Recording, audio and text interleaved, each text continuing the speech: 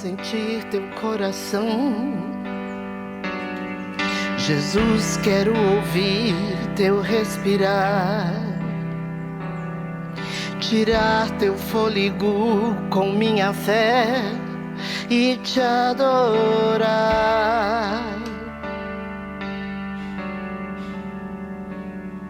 Jesus, tu és o pão que me alimenta, o verbo vivo que desceu do céu.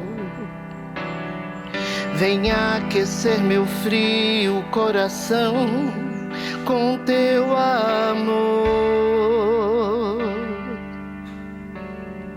Abraça-me, abraça-me, cura-me, cura-me, unge-me, unge-me, toca-me, toca-me. Ensina-me a sentir teu coração. Jesus, quero ouvir teu respirar, tirar teu fôlego com minha fé e te adorar.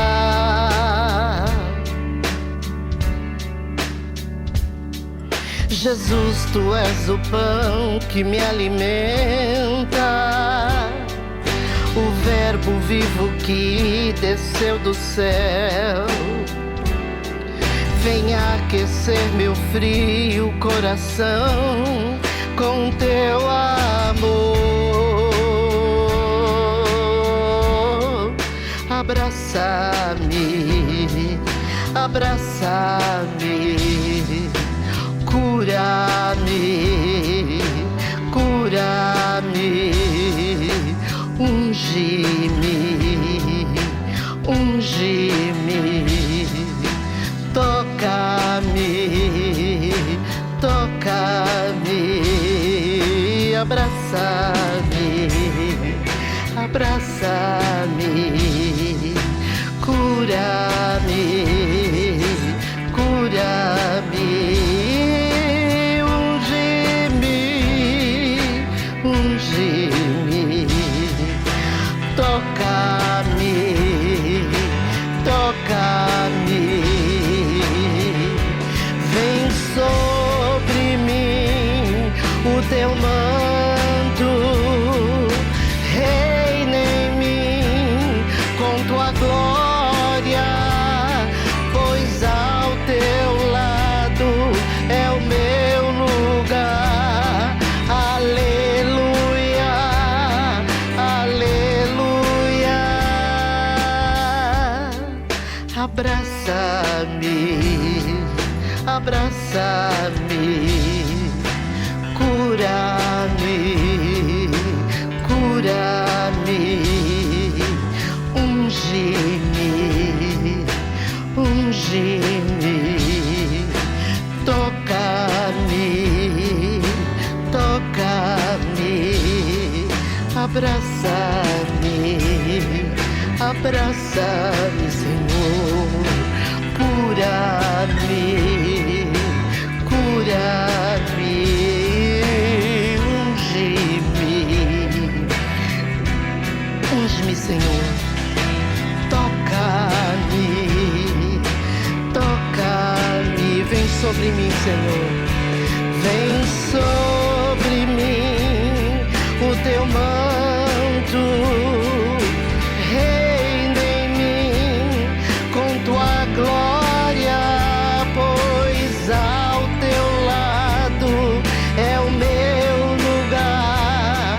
Aleluia, aleluia.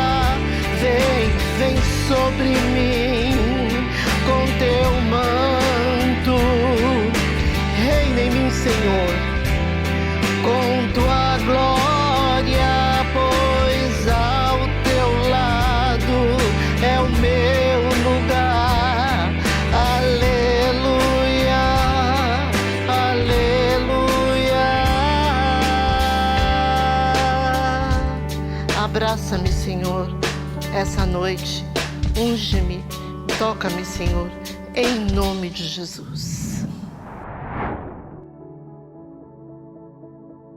Olá pessoal, eu sou o pastor Arthur do Ministério Folha em Branco e nós vamos hoje aprender mais um pouquinho com o Senhor nessa série de palavras do Senhor do Ministério Folha em Branco.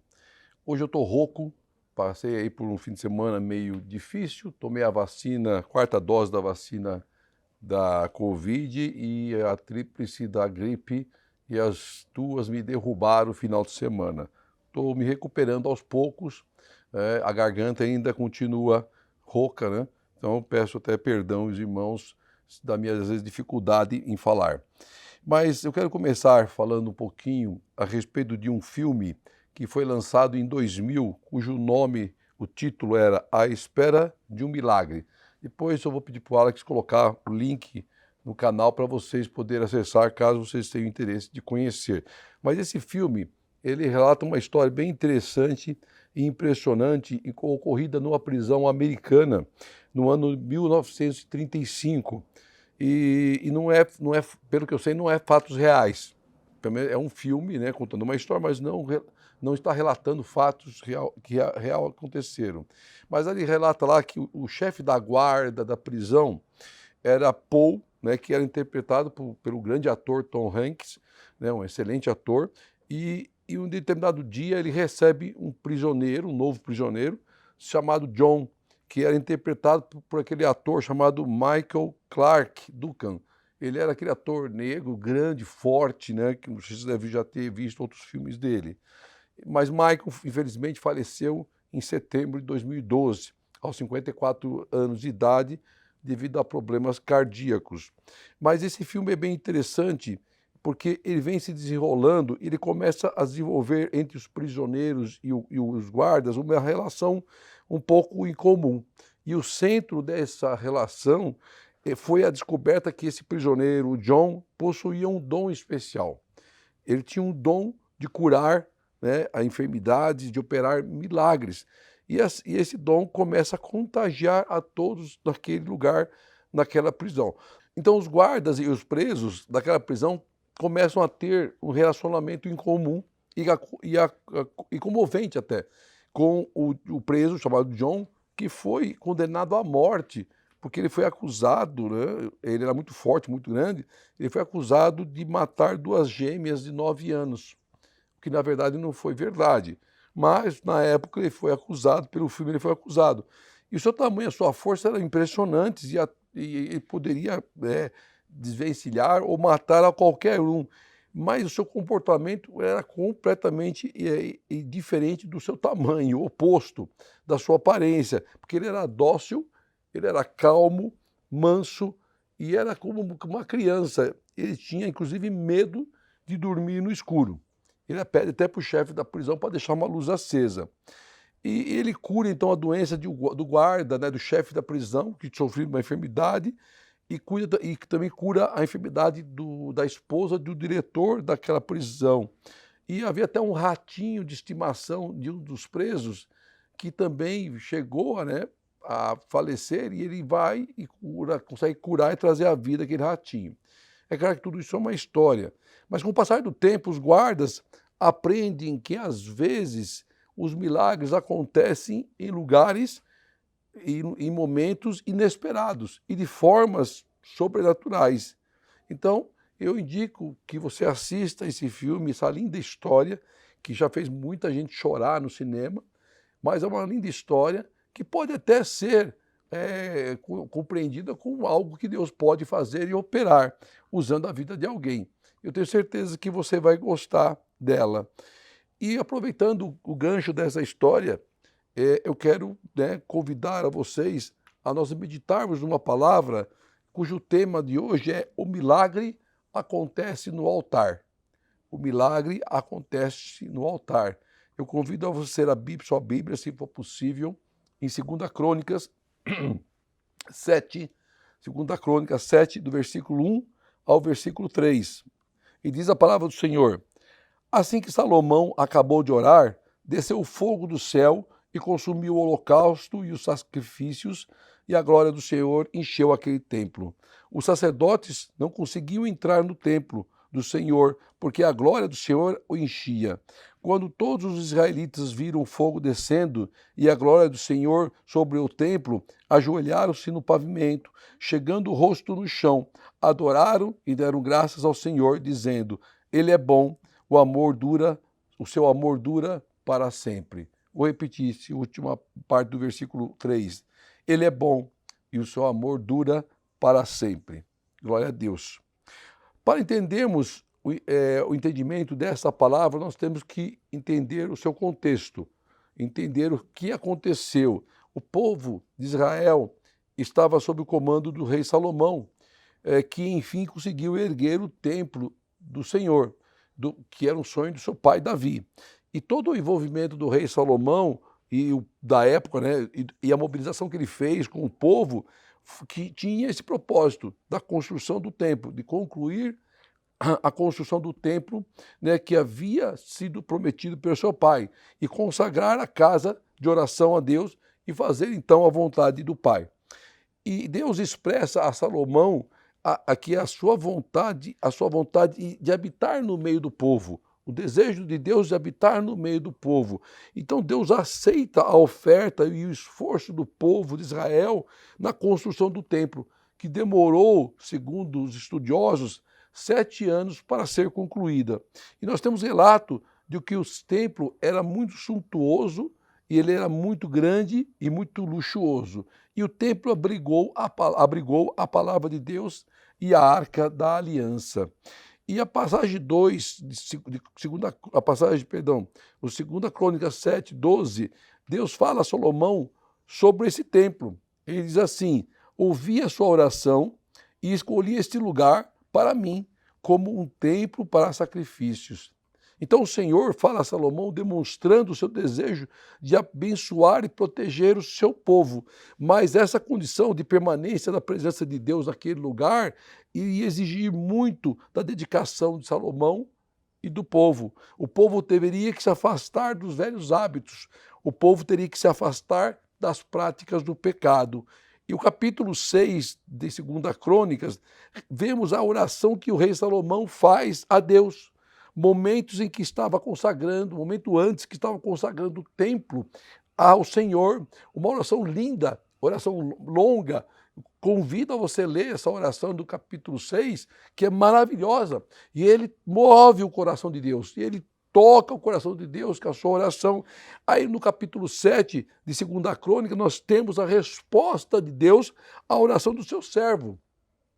Deus respondendo a Salomão de uma forma maravilhosa, de uma forma surpreendente, de uma forma sobrenatural. Então, realmente, eu convido a vocês lerem a oração de Salomão no capítulo 6. E vemos também a manifestação intensa e completa de Deus após a oração do seu servo, o rei Salomão, naquele lugar. Então o versículo 1 diz, né, que assim que Salomão acabou de orar, desceu o quê? Fogo do céu e consumiu o holocausto, e consumiu os sacrifícios. E diz a palavra ainda que a glória do Senhor encheu aquele lugar, encheu aquele templo. Vamos dividir esse versículo em 4 partes, para que nós possamos entender o que Deus está falando nessas 3 linhas desse versículo. A primeira parte diz assim que Salomão acabou de orar. Então presta atenção, observe que Deus aguarda o seu servo a concluir, a terminar a sua oração. Deus não atropela a Salomão no meio da sua oração. Deus aguarda o servo concluir a sua oração e somente depois é que Deus responde. O homem atropela tudo, né? Mas nas coisas de Deus não há confusão, não há bagunça. Deus aguarda o servo dele terminar a sua oração, para somente depois dele terminar a sua oração, ele responder. É assim com a sua vida, é assim com a minha vida. Deus vai sempre aguardar a nossa oração. As coisas que são feitas por Deus são em ordem, são em decência. Deus respeita o nosso tempo, o nosso falar. Deus ouve com atenção a nossa oração, a nossa súplica. Deus aguarda o seu servo concluir a sua oração para somente depois mandar uma resposta. Aí a segunda parte desse versículo diz que desceu fogo do céu. Desceu fogo do céu. A resposta de Deus veio na sequência do amém de Salomão. No momento que ele termina a sua oração, nem um minuto antes, nem um minuto depois, escrita de uma forma surpreendente para a vida daquele povo, sem intermediários, sem correios, sem e-mails, sem Instagram, sem nada disso. Direto do trono de Deus, direto do altar do Senhor, para o seu povo, para o teu servo. Assim é com nossas vidas, assim Deus quer agir em nossas vidas, falar diretamente ao nosso coração, falar diretamente às nossas vidas, sem intermediário. Claro que nós temos que respeitar os profetas, Deus usa sim os profetas, mas Deus quer ter intimidade para conosco. Deus quer ter aproximação para conosco. A resposta de Deus à nossa oração e clamor virá como fogo. Pode crer, meu irmão. No tempo de Deus, nem um minuto a mais, nem um minuto a menos. Sem intermediário. E Deus agirá sobre nossas vidas, sobre a tua vida. Deus está esperando apenas o nosso amém. Está esperando apenas o nosso clamor. Está esperando apenas a nossa oração. Então, o que você está esperando para começar a clamar, a buscar a Deus? Comece a buscar a Deus e viva esse sobrenatural do Pai sobre tua vida. Aí a terceira parte desse versículo diz assim, e consumiu o holocausto e os sacrifícios.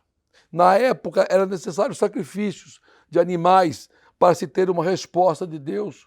Hoje não precisamos mais fazer isso, porque o Cordeiro de Deus, que tira o pecado do mundo, foi sacrificado em nosso lugar, no madeiro, na cruz do Calvário.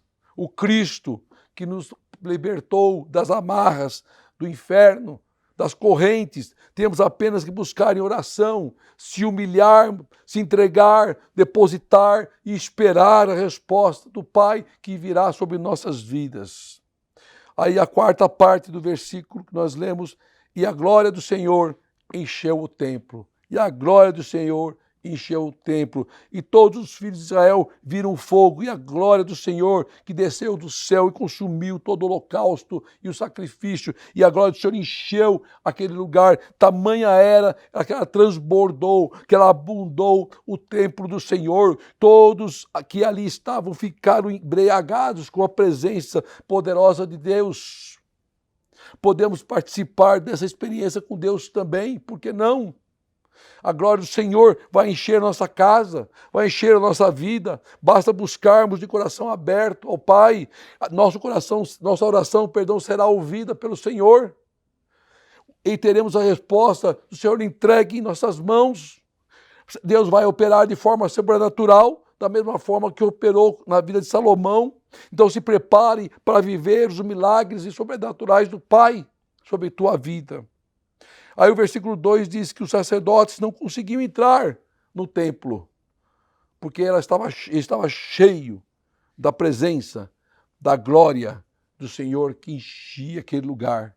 Irmãos, não se consegue colocar mais água em um copo que já está cheio. Não se consegue colocar mais gasolina em um tanque que já está cheio. E o templo do Senhor estava cheio da sua presença.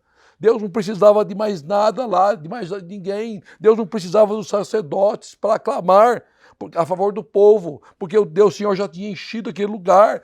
Deus não precisava de sacerdotes para interceder pelo povo, porque o Senhor já estava naquele lugar. Deus não precisava dos sacerdotes para nada, porque aquele templo já estava cheio da sua presença.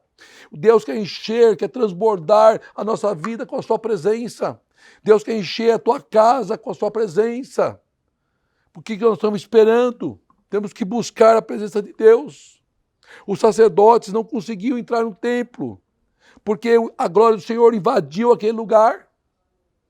A glória do Senhor encheu aquele lugar. A glória do Senhor abundou naquele lugar, assim como Ele quer fazer hoje sobre nossas vidas. Deus quer nos encher com a sua maravilhosa presença, com a sua grandiosa presença, e nos deixar extasiados, cheios, alegres, com a sua glória, aleluia. Aí o versículo 3 diz assim, quando todos os israelitas viram fogo descendo e a glória do Senhor sobre o templo, ajoelharam-se no pavimento chegando o rosto ao chão, e adoraram e deram graças ao Senhor, dizendo: Ele é bom, o seu amor dura para sempre. O povo se prostrou e adorou e invocou o nome do Senhor, dizendo: Ele é bom, o seu amor dura para sempre. A presença de Deus naquele lugar, a presença de Deus nos faz entender que somos muito pequenos perto do Altíssimo. Muito pequenos. Israel estava contemplando a glória do Senhor e viram sua oferta depositada no altar sendo recebida pelo Pai, através do fogo que desceu dos céus e consumiu aquela oferta, aquele holocausto. Assim como fez no altar levantado por Elias, que nós já estudamos em passagens passadas, quando ele estava lá em debate com os profetas de Baal e o fogo desce do céu e consome o altar, as pedras e lambe a água que estava lá naquele altar. Tudo acontece na presença do altar do altar do Senhor. Por isso, devemos sim prostarmos aos pés do Pai. Devemos sim depositar nosso coração, nossas petições ao altar do Senhor. Devemos sim buscar a Deus com todo o nosso fervor, porque somente Ele terá uma resposta ao nosso clamor, aquilo que temos buscado ao Pai. O altar pode ser qualquer lugar, qualquer lugar. O seu quarto pode ser o altar do Senhor, o seu carro pode ser o altar do Senhor. Sabe por quê? Porque o Espírito Santo habita em nós. Ele está em nós, é onde nós estivermos buscando ao Pai, aquele lugar será santificado e será um altar ao Senhor. No nosso quarto, onde quer que nós estejamos. O Espírito Santo que vive em nós é que nos faz um altar vivo na presença do Senhor, do Altíssimo. Olha o que diz 1 Coríntios 6,19. Acaso não sabem que o corpo de vocês é santuário do Espírito Santo, que habita em vocês, que lhes foi dado por Deus, e que vocês não são de si mesmo?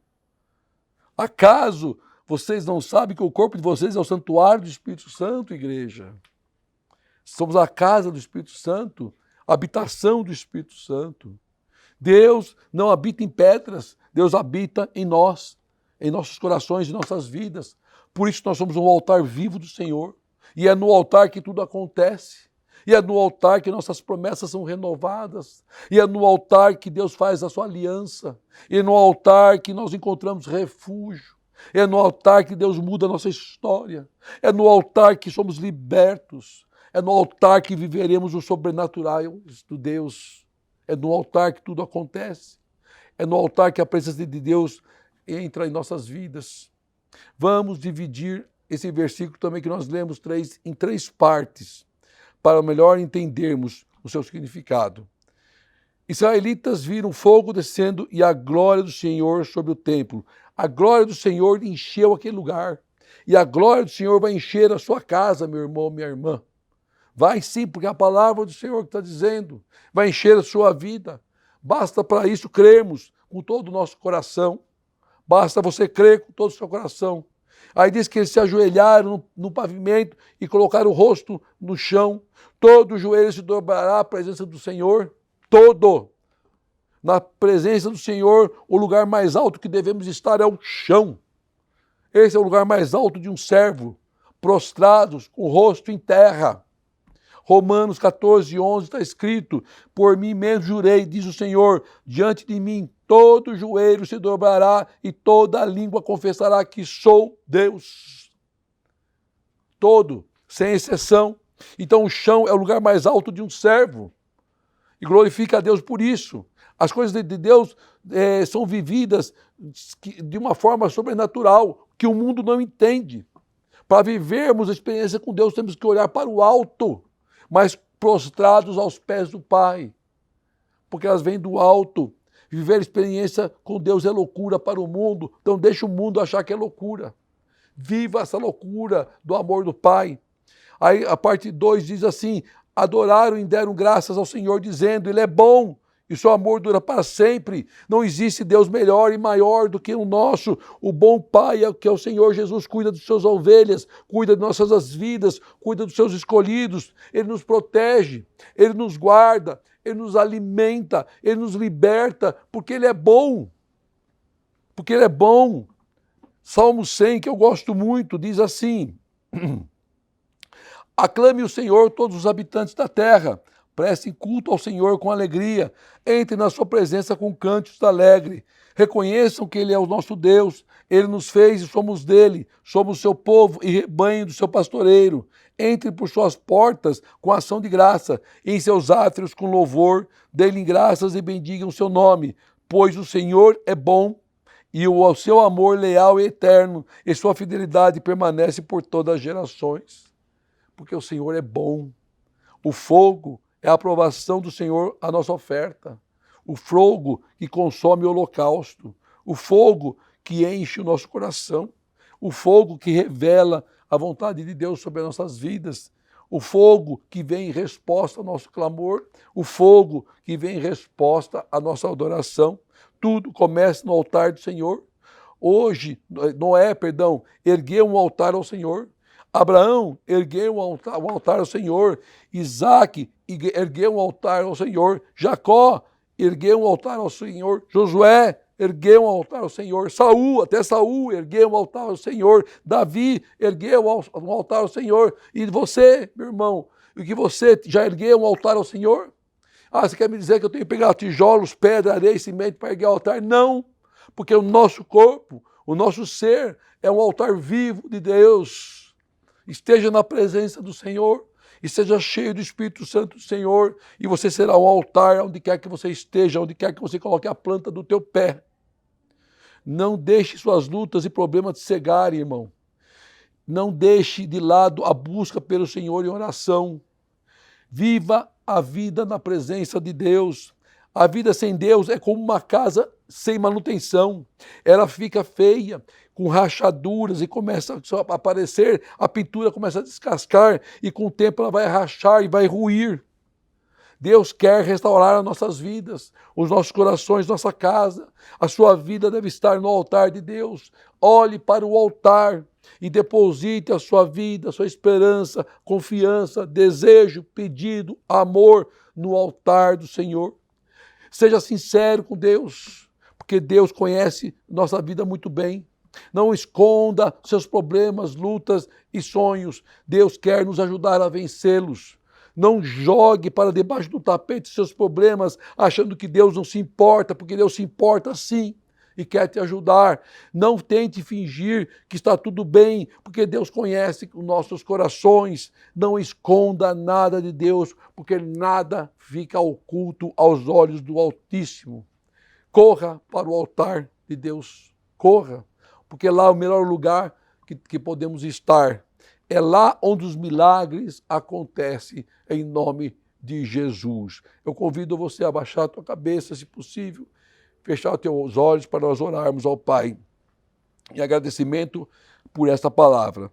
Pai querido, Deus amado, Senhor, te agradeço por esta palavra, Pai querido, a qual tu nos ensinaste, Pai, a importância de buscarmos em Ti, Pai amado, as nossas bênçãos,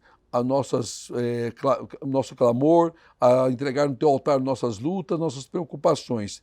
Age, Pai amado, segundo a sua vontade, na vida de cada um que está assistindo e que está participando agora desse culto, Pai querido, ou daquele que ainda vai participar, Senhor. Move o coração, Pai amado. Mostra que Tu és Deus, Pai. Traz um sinal para nossas vidas. Traz um sinal, Pai, aquilo que nós temos clamado de Ti. Traz um sinal, Pai, aquilo que nós temos orado a Ti e apresentado no Teu altar, Pai. É o que eu te peço em Cristo. Que a graça do Senhor Jesus Cristo, o amor de Deus e a doce comunhão do Espírito Santo seja com todos, hoje e sempre, em Cristo Jesus. Amém. Amém. Glória seja dada a Ti, Senhor. Vem sobre mim o teu manto, reina em mim com tua glória, pois ao teu lado é o meu lugar.